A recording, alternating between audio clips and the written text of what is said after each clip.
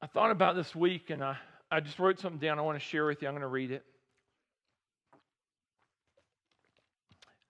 We desire a God we can understand, comprehend, and control.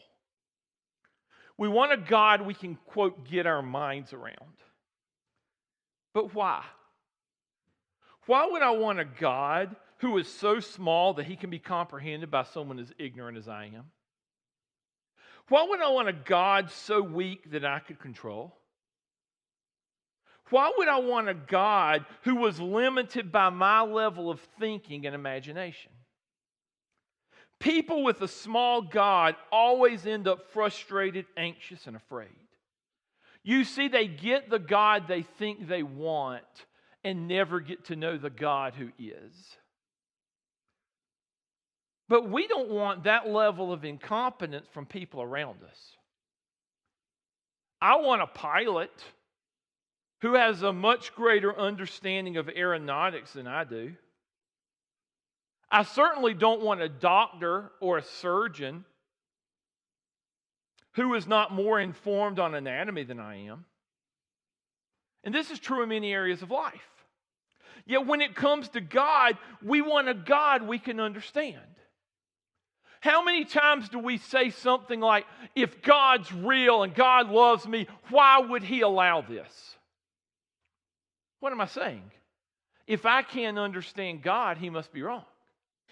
Or, if God exists, why doesn't he do this? Or, why is this wrong? I don't think this should be a sin. As though God's understanding of life and morality could not exceed our own. Rather than embrace that it is possible, just possible, that God knows and understands a little bit more about the matter than we do. Then I consider just how many things are beyond my control. The weather, the person driving in the passing lane the same speed as those in the right-hand lane, my health, gas prices, political powers, the inability of the University of Notre Dame to find a good quarterback. Why would I want a God who has no greater level of power or control than I do? Would this weak God make life better? Would this weak God inspire me to call on him in a time of need? And then I think of all the wonderful things that have greatly enhanced my life, which I would never have imagined or considered or created. Things like air conditioning, refrigerators, phones, radio, the internet. I would never have thought of taking carbonated water, sugar, caramel E150D, phosphoric acid, caffeine, acesulfame K, and sucralose, and mixing them all together. But I am so glad that in 1893, a guy at a drugstore in New Bern, North Carolina did. If he hadn't, we had been left drinking a beverage made by a morphine addict in Atlanta. And pizza and nachos and burgers would never have been so greatly enjoyed. But Caleb Bradham's imagination and ingenuity exceeded my own, and we have been blessed with Pepsi.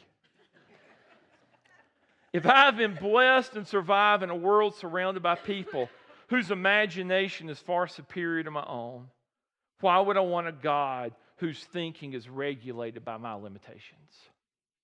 See, most of us want a God we can complete our study of in a children's Sunday school class, rather than a God with whom a lifetime of contemplation is only a brief introduction.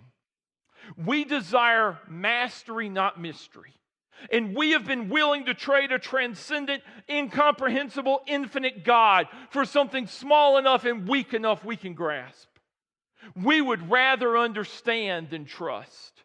And we would rather not be afraid of God than to be amazed by him. Is it any wonder we're constantly afraid and anxious? Our problems are much bigger than we are, but our God is not. And if that is the God you think is beside you, you'll never be courageous.